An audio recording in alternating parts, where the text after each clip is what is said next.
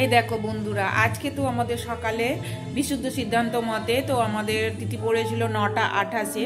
সেই অনুযায়ী তো সকালবেলা তো পুজো হয়ে গেল। এরপরে সকালে পুজোর পর দুপুরে তো খিচুড়ি ভোগ দেওয়া হলো।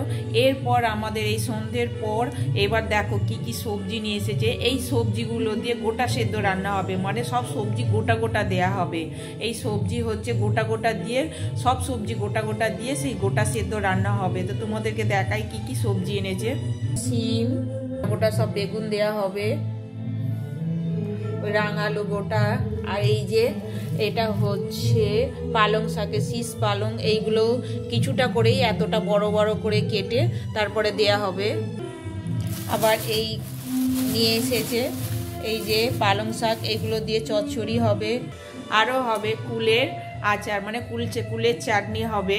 এটা তো অনেক রাত্রি দূর পর্যন্ত হবে। কালকেও এখনো আছে আমাদের পুজো, কালকে শীতল ষষ্ঠী আছে, তো আমাদের কালকে শিল পুজো আছে। কালকে সেটা আমি তোমাদেরকে আবার ভিডিও করে দেখাবো। ততক্ষণের জন্য টাটা, বাই বাই।